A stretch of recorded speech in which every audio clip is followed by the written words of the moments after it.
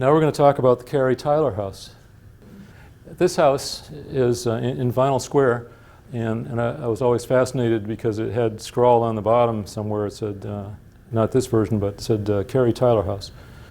Its location today is here. This is the triangle in Vinyl Square. This is the Vietnam Monument, so it's right across the street from the Vietnam Monument.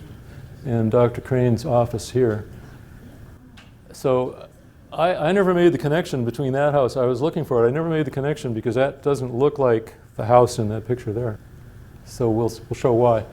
So Simon Toll is a photographer that took most of the pictures in the book. That's a picture of Simon. His sister was Melissa Tyler, and her husband was George Tyler that I just mentioned. Now George died young. He died in 1881, possibly while he was working over at the Nabnesset Grove. Now I suspect that since George was working for George C. Moore, it turns out the Carrie Tyler house was owned by George C. Moore. So it would make sense that he took George Tyler's widow and had her take over with her 3 daughters, take over the house at 25 Middlesex. She had 3 daughters, Mabel, Fanny, and Carrie. I'm just mentioning there was a whole long list of boarders that I found on the directories, but 2, Michael Kinch was a laborer, and Simon Toll, the photographer himself, he was listed 1 year.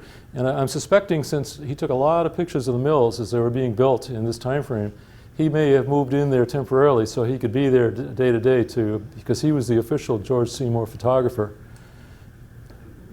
Okay, this is actually a picture of Carrie Tyler. And the picture was taken by Simon Toll. You can't see it because the color is the same as the background there. But his logo was down here. Simon was Carrie's uncle.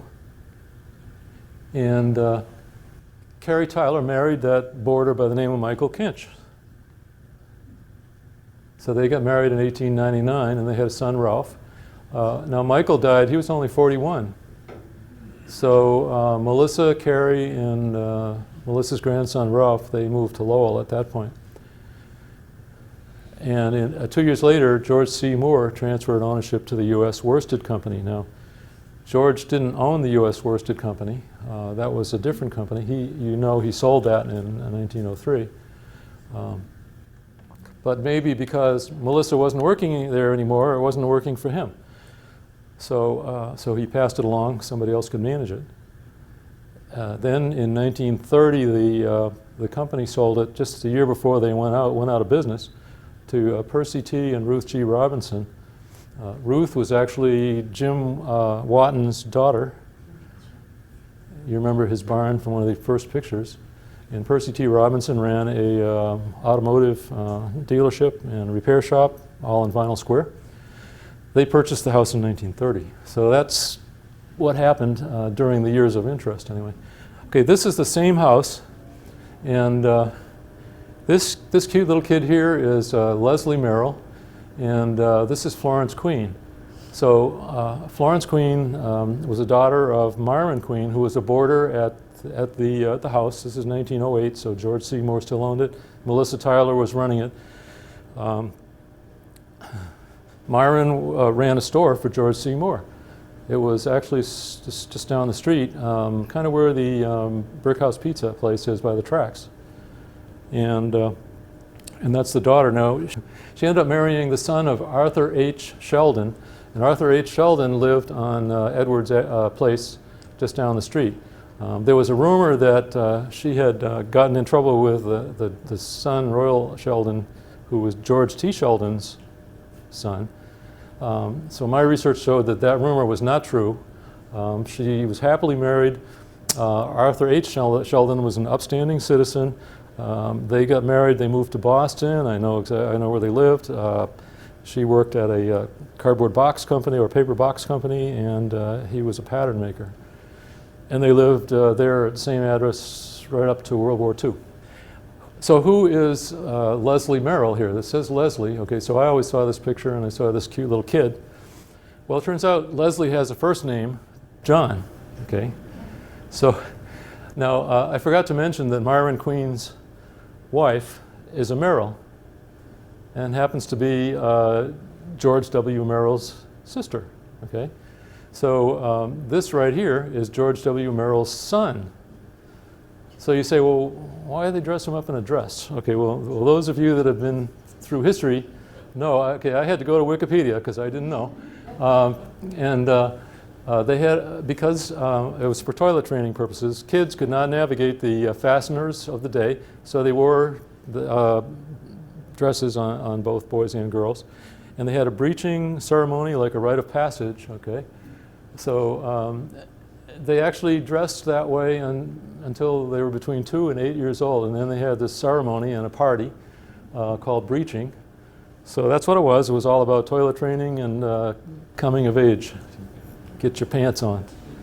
Okay, this is another picture of the Carrie Tyler house, and if you look at it, it's longer than it is today. Well, what happened was the Robinsons, during their time, I believe, took out all the barns and cut the end of the house right off, okay? That's why the house is symmetrical today. And the other reason, in the old days, they used to have the front door facing south, so the front door is on the wrong side of the house, because that's the way they used to do it.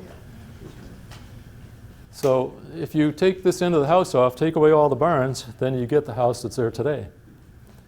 And who are these girls? Okay, we got Edith Robinson and Grace Robinson. I mentioned that the Robinsons bought this house in 1930. Not the same family. These Robinsons, they were daughters of an immigrant family from England, and they lived over here on Princeton Street, right next door, okay?